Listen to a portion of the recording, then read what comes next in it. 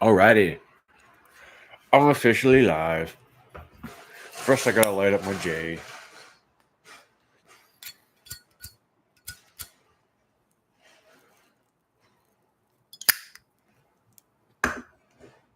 So here, I'm just gonna talk about the weekly news.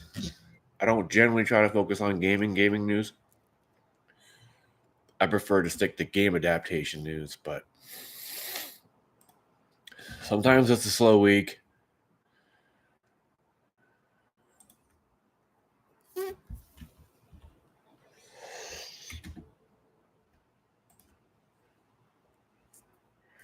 But I would like to talk first about the recent announcement that Sophie Turner is officially playing Lara Croft in the Prime series, which is, pretty cool. I love that they're doing a live action series for Tomb Raider. I mean, I don't play Tomb Raider a whole lot.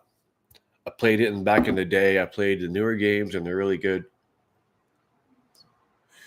But as reported the other day, Sophie Turner is officially cast as Lara Croft in the upcoming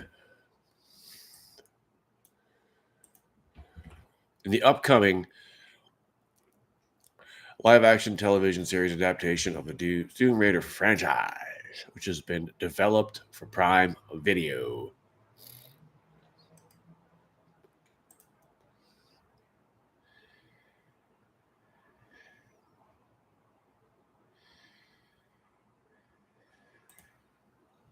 The series is being written, created, and executive produced by Phoebe Waller-Bridge, known for her work on Fleabag and Killing Eve.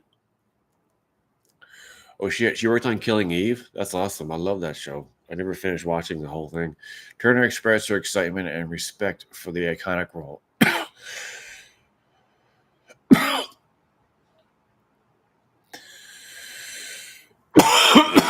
Acknowledging the significant legacy left by previous portrayals of Lara Croft and Angelina Jolie and Alicia Vikander,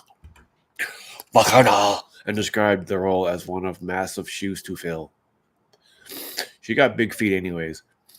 She emphasized her commitment to the character, stating, "She is giving everything I got."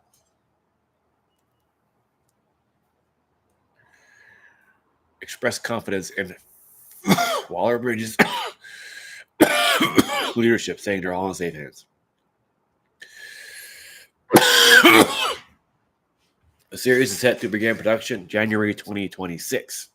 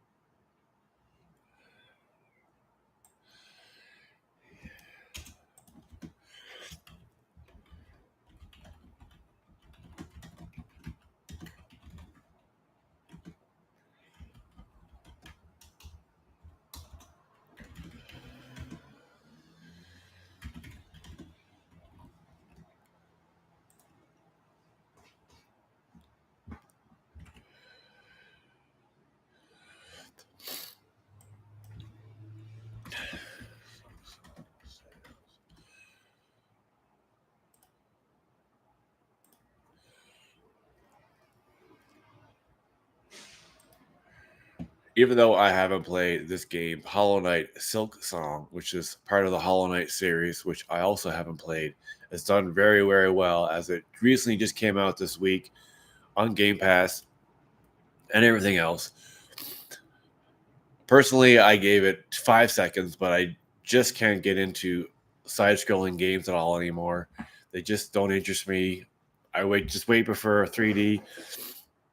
It feels like I'm going back 20 years when I try to play a side scroller, and I play some here and there, and some that I like more than others. This just doesn't hit me, and Looks nice, plays nice, I'm sure, and I'm glad that it's doing well because it has achieved a massive success on its launch day with players exceeding 500,000 in the first 24 hours, making it the top-selling game on the platform. Official sales figures have not been released. Estimates based on player count and market trends suggest the game has sold over 7 million copies on opening weekend, with some projecting indicating over 1 million sales on day one.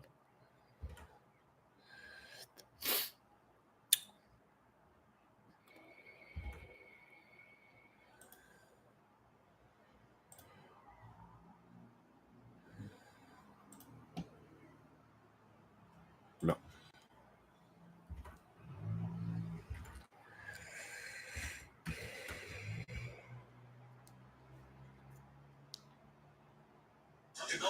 Fuck this.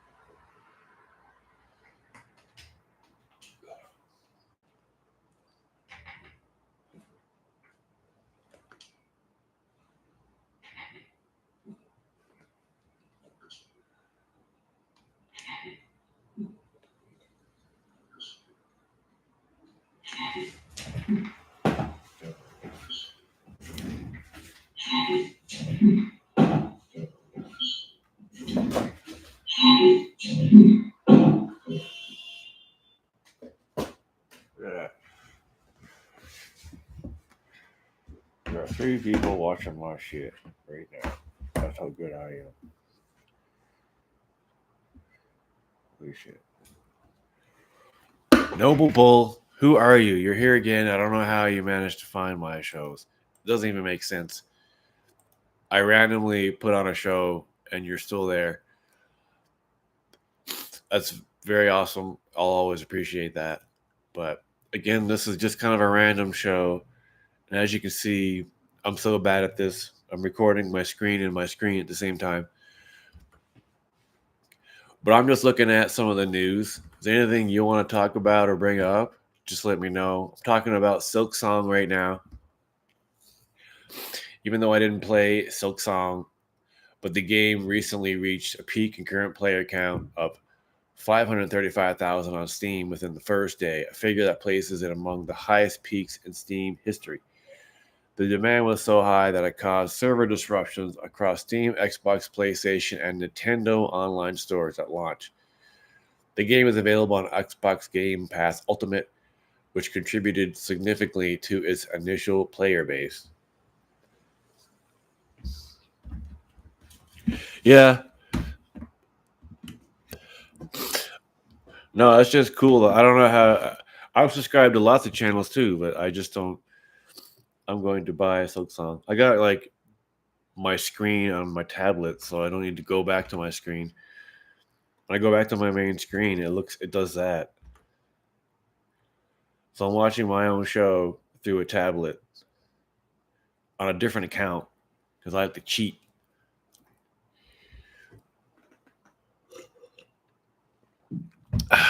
But I don't know if that'll work because it'll all be coming from the same IP. That could be like whatever.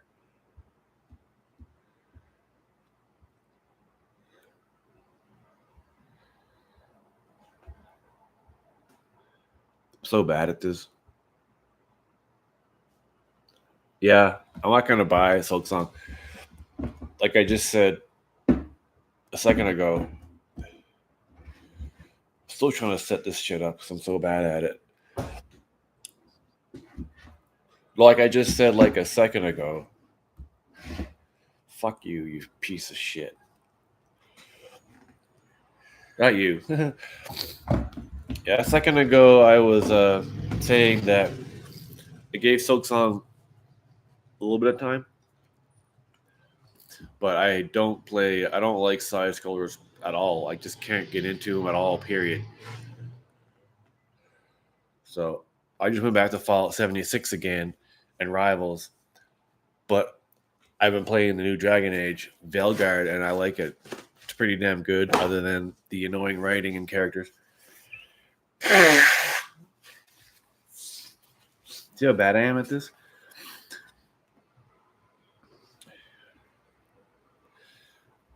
The newest Tomb Raider, you mean the animated one or the last movie? Because I just did a little thing about Sophie Turner being just recently cast. And I made a video about that. Sophie Turner being cast just as a... Yeah, the last 2018 one was pretty good. It was all right. I thought they'd have a sequel made to it by now.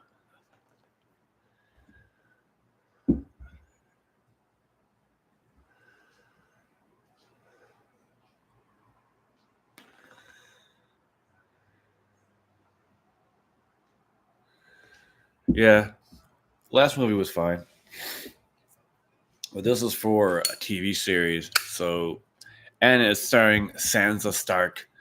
But if you watch my very last video I made, I do a video about the pros and cons of her playing Lara Croft.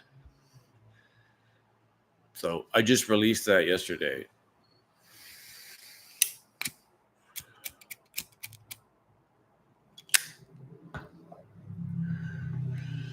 I honestly don't know. I'm just literally looking up trending news. This isn't Pete Hines again talking shit.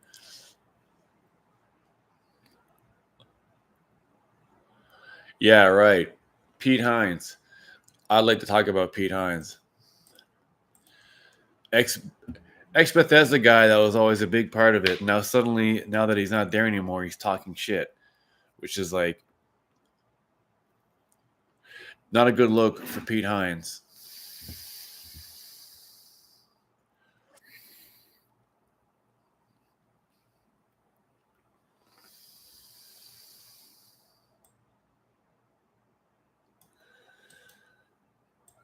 Fuck. Goddamn, there's a fly in here. Driving me nuts.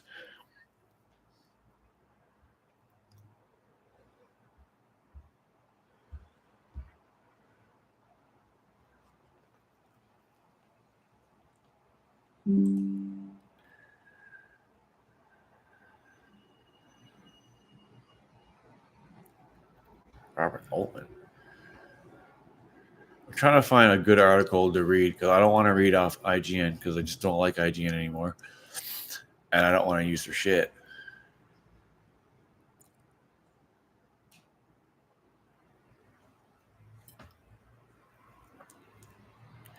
It's got to be the full interview somewhere. DLB Tap. Is that where it is?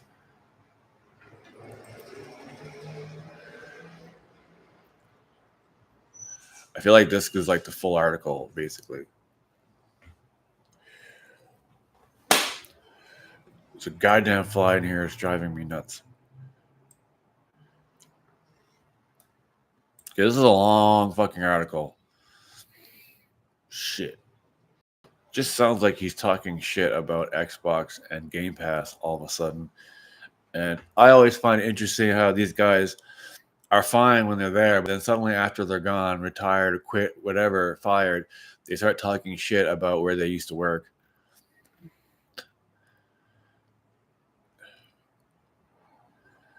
So I'm just going to skim through this article to see what pieces, because people have talked about some of the stuff he's already said,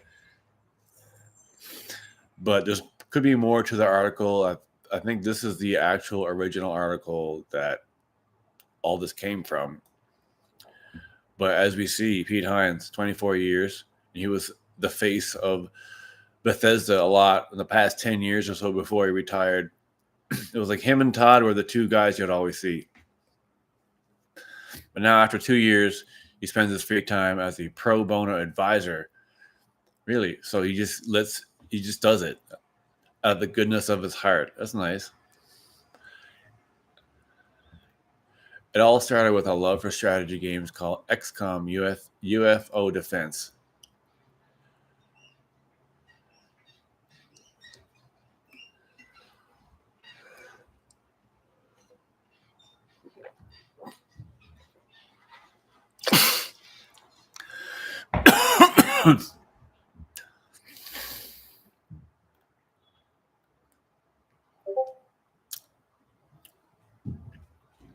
So, so let's skip to the part where it gets kind of interesting.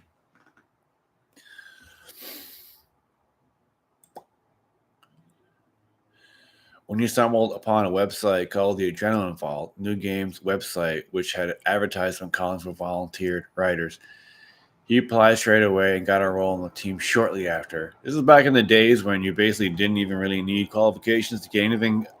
Now you need to go to school forever and still got to get a job. I vividly remember when I talked to Bethesda about this job. Todd Vaughn, he became a good friend of mine. He said, "How'd you like to combine your job at run marketing and comms for Bethesda?" I jumped at the chance. That was 1999 in October. That's a long time ago. Okay, you know what? Forget about his history. I want to see where he starts talking shit.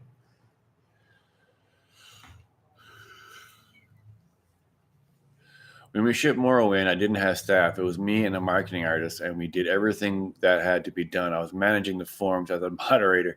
Todd Vaughn comes into my office one day and goes, "I don't have a manual. Somebody else tried to do it. It's not very good. Don't worry, you'll do great."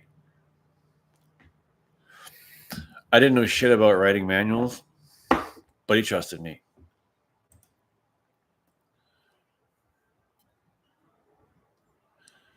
That was part of what made Bethesda special. Have you ever heard anyone use the phrase, "It's not personal, it's just business"?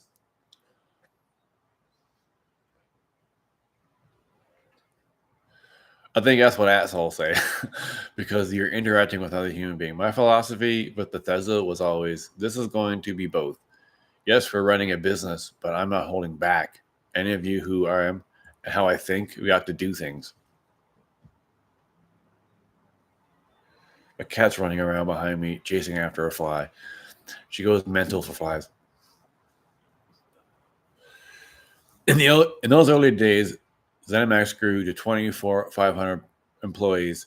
The developers would assemble the physical product, placing the disc in cases and shrink vacuuming them for delivery. So they would do that personally. Is that not normal, I guess? Hines didn't grow into becoming a person at Bethesda because he wanted to be famous. There just wasn't anyone else to do it. With the same top-down, bottom-up view of the company, he felt responsible for ensuring the messaging landed.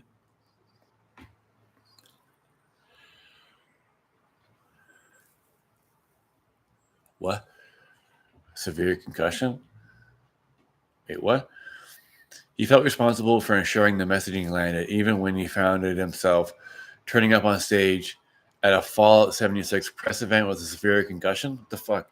He had a concussion while he was on stage? I was playing over 40 soccer and took a forearm to the side of the head. Hines remembers with a wince. My wife had to come pick me up. I was throwing up. I was bad. I was like, this is the biggest event we've ever done. There's no universe in which I'm not going to this. When you have a concussion, they tell you to avoid bright flashing lights. So what I did was go to a press event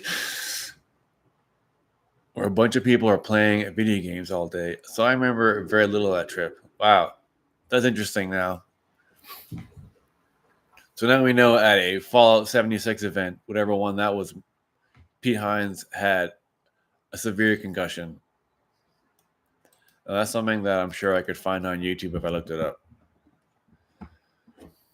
Because now I want to watch that. Fallout 76. Pete Hines. Pete Hines? Yeah.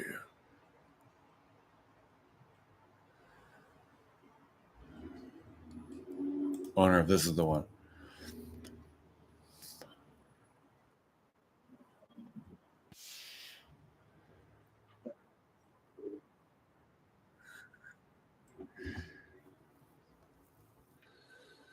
Whatever.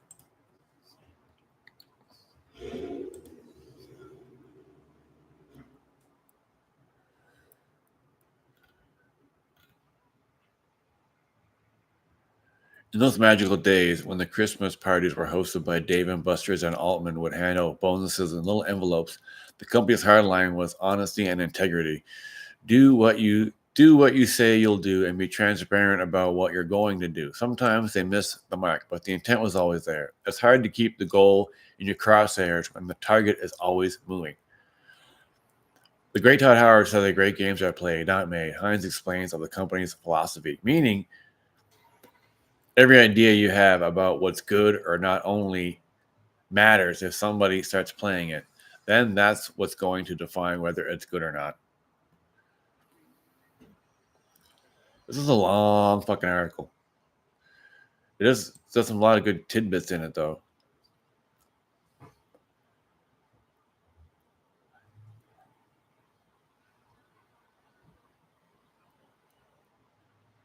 Before Dishonored, Bethesda was going through a change of its own. It was publishing third-party titles like Rogue Warrior, Wet, Sea Dogs, and all manner of other forgettable games I rented from Blockbusters.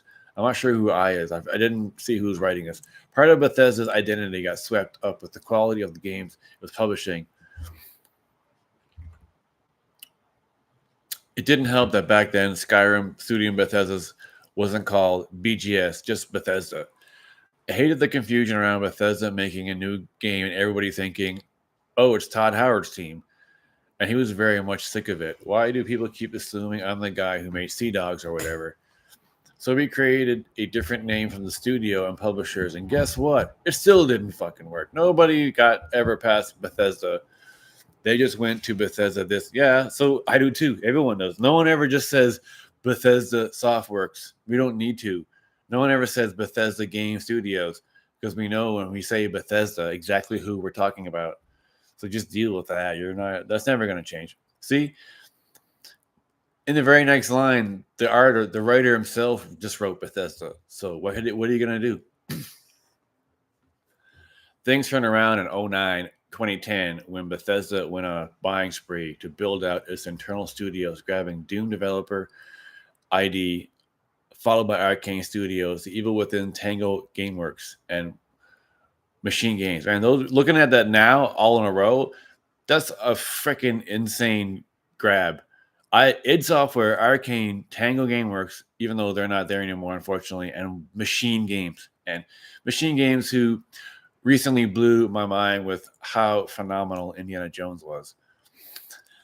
Back to the article. For the most part, it felt like there was a real shared DNA between these studios.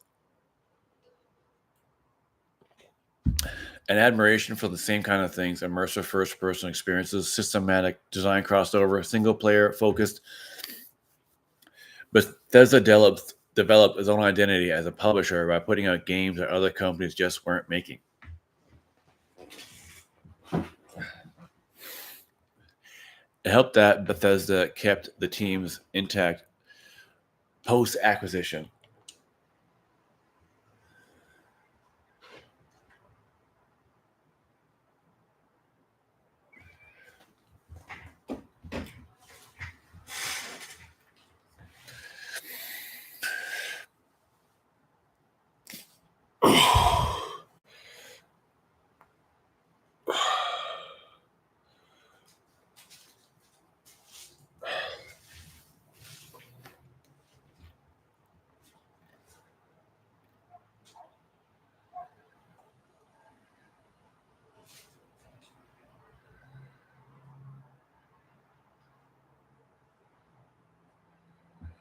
An example of Bethesda putting its team health first came off the back of a complaint from Todd Howard, who was feeling burned out by the way the company handled E3, the former games conference in LA.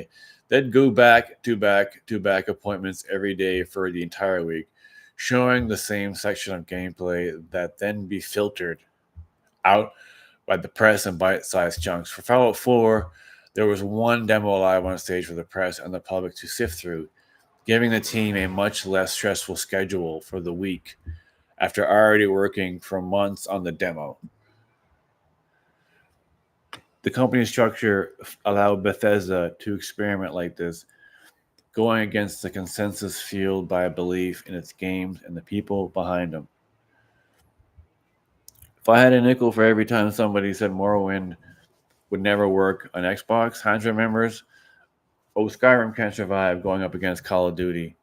Same window, everybody's going to play Call of Duty. No one's going to buy your game. I just said, I get that they're the big brand, but they're not a better game.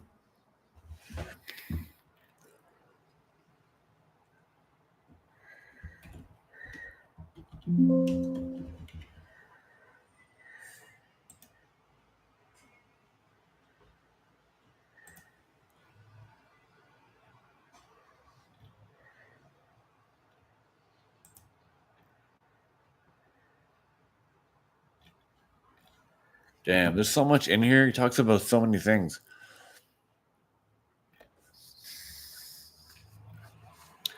I gotta get something to drink.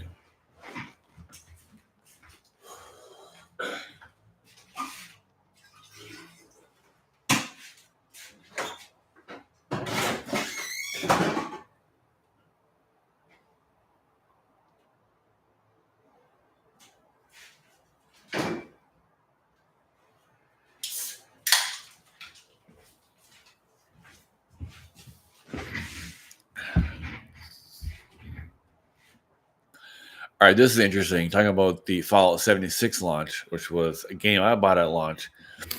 And like many people, I wasn't very happy with it. Even though now it's amazing.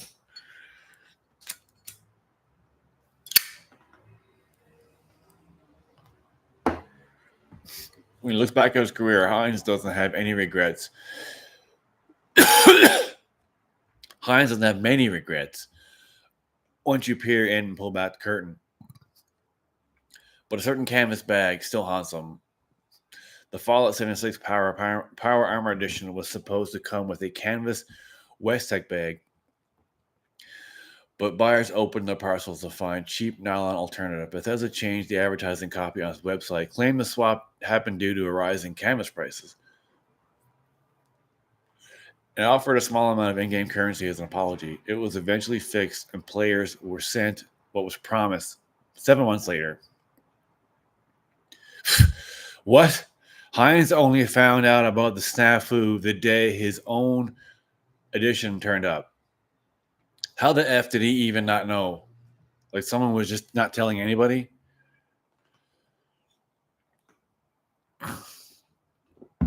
His first reaction was, when the fuck did we add a canvas bag? So he didn't even know they were doing that? Are you serious?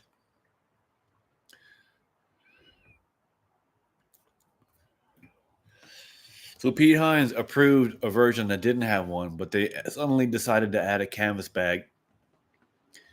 But then the canvas bag ended up being a piece of shit. So what the F? They were trying to add more value to the collector's edition. We were always fighting with finance people about margins, right? I would throw shit fits around. We cannot charge $300 for this. It's fucking insulting. But in this case, their hearts were in the right place. There was literally a canvas shortage, and some folks decided we're going to do this instead. My biggest failing there was not pushing immediately for making and sending one to everybody, because I was still annoyed that the damn thing was in there in the first place, and nobody had told me that this canvas shortage happened. It's probably the dumbest thing I ever did at Bethesda. What do you mean you did it? That doesn't sound like it was your fault at all.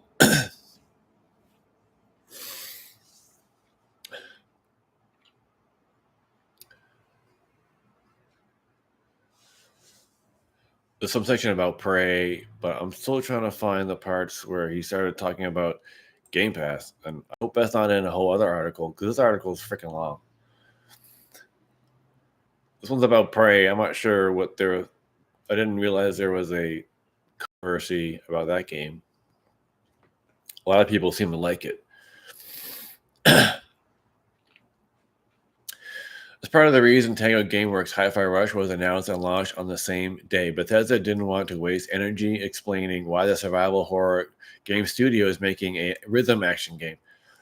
Here's the game, play it, and judge it for yourself. If we believe what Xbox says, it was another success, reaching 3 million players. But what does success mean in the age of subscriptions? After all, 3 million players is a totally different metric to 3 million sales.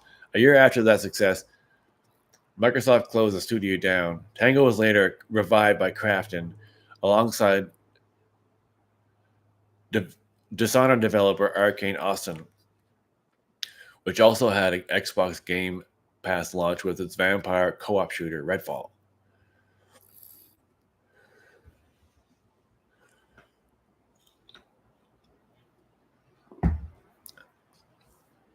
I'm not working in any of these companies anymore, so I don't assume that everything I know while I was in the industry still holds up today. At the same time, I'm involved enough to know I saw what considered to be some short-sighted decisions making several years ago. Fuck, I can't read this properly. And it seems to be bearing out the way I said. Subscriptions have become the new 4-letter word, right? You can't buy a product anymore. The new 4-letter word, fuck, or something else. When you talk about a subscription that relies on content, if you don't figure out how to balance the needs of the service and people running the service with that people who are providing the content, you can say that again. Say what again?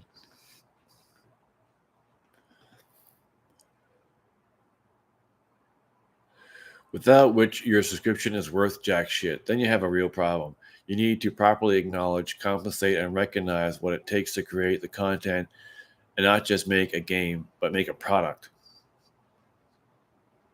That tension is hurting a lot of people, including the content creators themselves, because they're fitting into an ecosystem that is not properly valuing and rewarding what they're making. So that's the part right there where he kind of talks a little bit about Game Pass. I don't think it sounds as bad as people are trying to make it sound. If music is anything to go by, it's attention that'll change games themselves. Music? Given enough time. Shorter songs with immediate hooks are incentivized because they play better in the algorithm. You're suddenly talking about Spotify right now. Did I miss something? I'm just going to skip that part. Nobody wants to do the same thing over and over again, Hines said. Nobody likes the forced march of serializing something. Bethesda didn't just only do Elder Scrolls, right? For a while, that's all we own. We decided to go after Fallout because Todd Howard said we need to stretch our legs creatively and go in different directions, and it'll make our Elder Scrolls games better.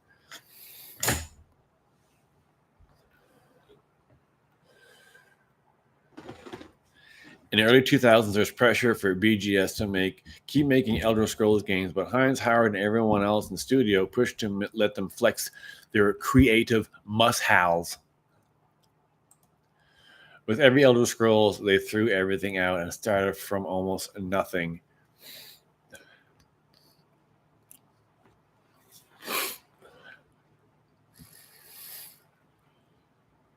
Reworking every facet of the game to deliver new experiences without dipping their toes into other genres and experiences. The series everyone cared about the most won't be the same.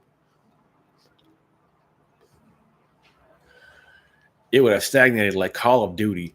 Shade.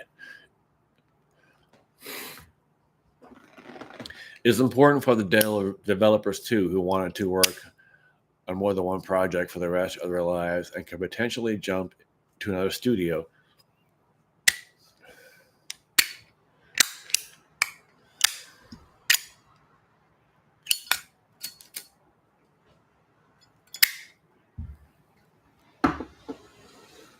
If left creatively unsatisfied, even if you're a suit who only cares about money, why throw away all that skills and expertise you've nurtured over the years? Allowing the people who make art to hone their craft and experiment as an investment in the future, and the only guaranteed way to make games better. The people making the games are people. Yes, they are employees, but if you don't see them as people first and employees second, then I don't think you're going to understand how they're motivated. You're talking about highly creative artists, programmers, and designers, and they don't want to be hemmed into the tiny little box, painting the same picture again and again.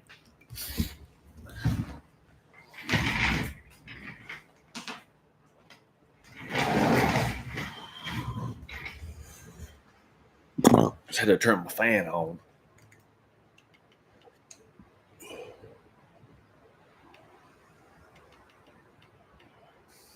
Come on.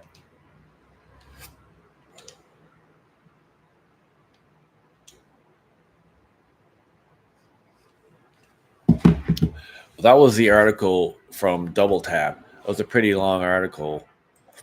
I'll add that to the show notes. But yeah, I don't know what to talk about now.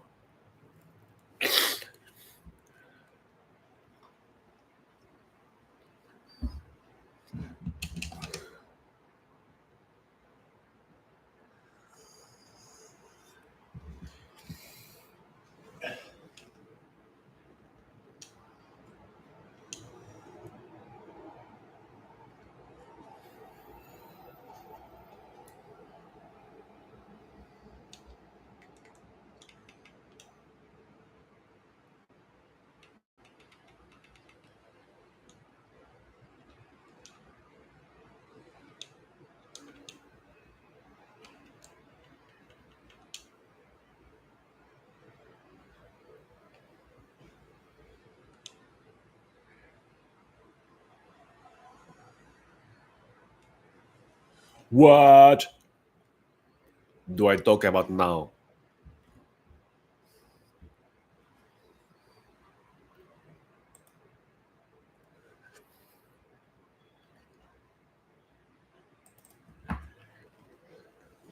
I fuck around way too much on my shows.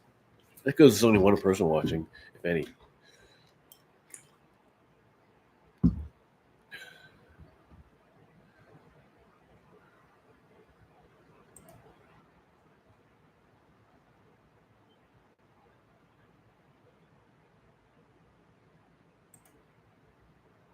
Wait, which account is this?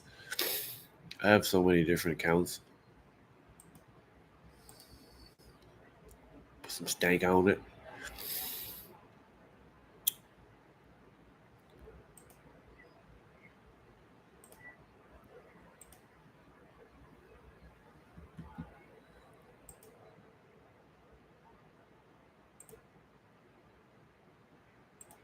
I'm not even sure what account this is gonna bring me into.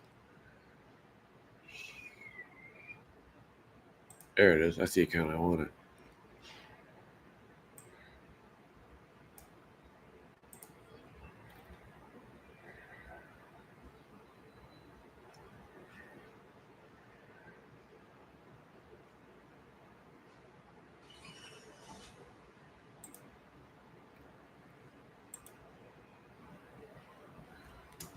Fallout. That's 2. By far. Now I'm just replying to Reddit threads on my show. But what is this from? This is a big picture from Culture Grave. What's that? Culture Grave game adaptations.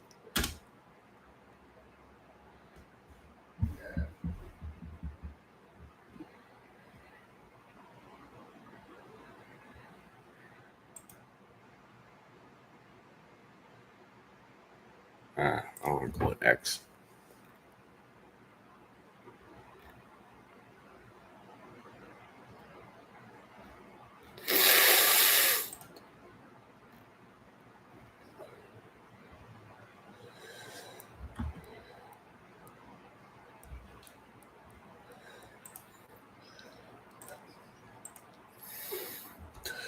But here I just found on Reddit a pretty sweet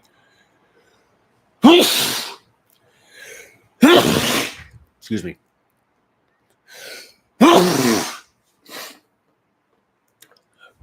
On Reddit, someone posted a picture from the Culture Crave website that has all the adaptations in development, and it's definitely missing some.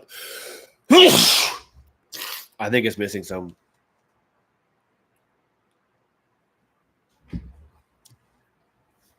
It's missing some, and some of these are like out or almost already out.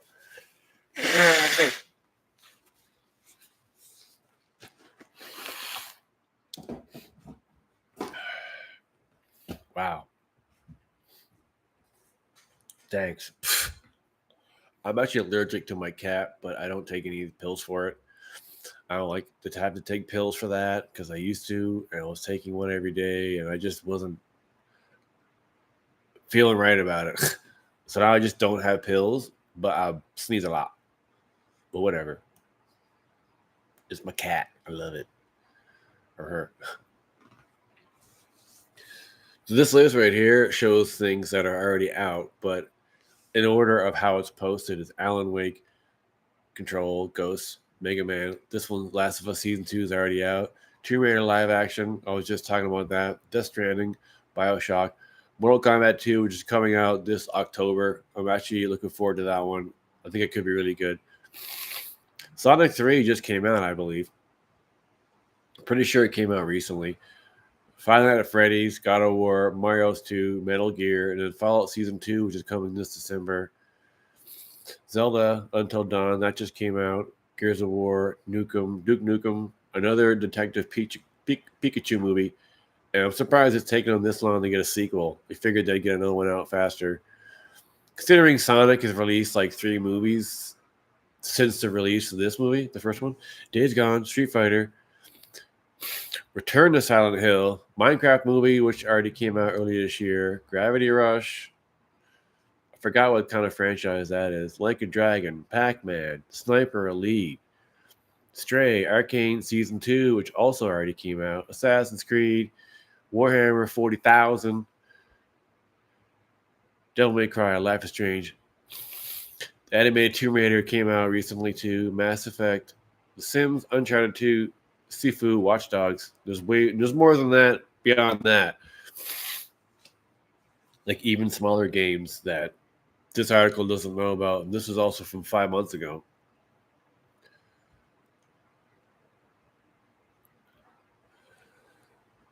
Culprit Grave. Why isn't just the main website the first one? Why is it called Beehive?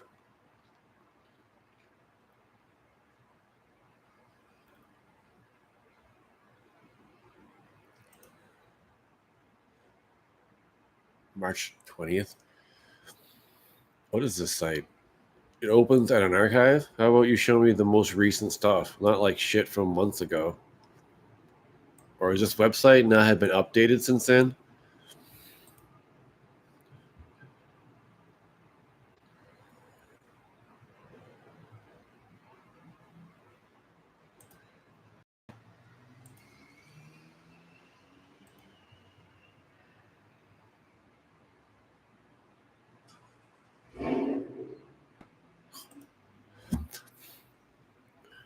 It'd be funny to try to play Marvel Rivals on my computer. I never tried that. Look into the latest in movies, TV marketing, social media, sent weekly. Not all that interesting to me. That reminds me to look at Epic and Steam. See if Epic has anything for free.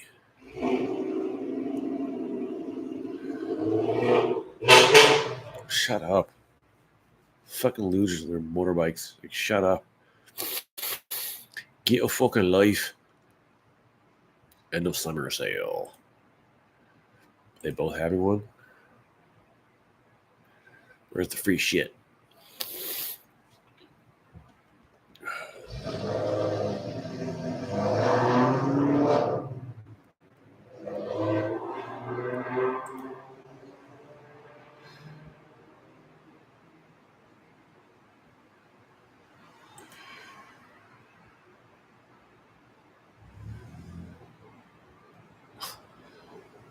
Where's the find the free section?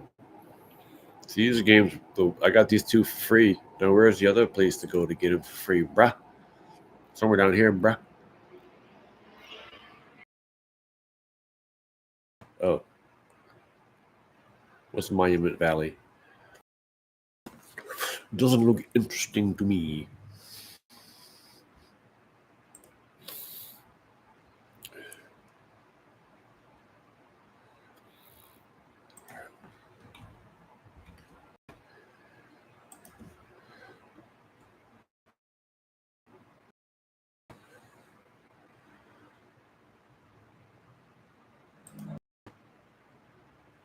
Huh?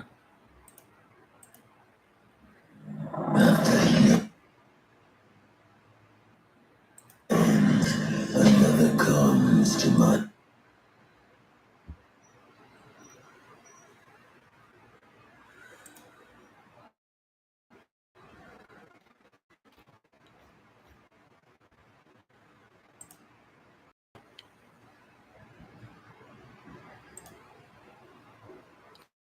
What are you talking about?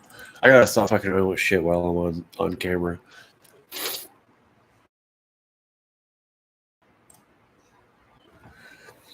All right, I'm gonna end the stream right there. So thanks for watching. See you guys later. Especially you, Noble Bull. Thanks a lot for watching. I really appreciate it.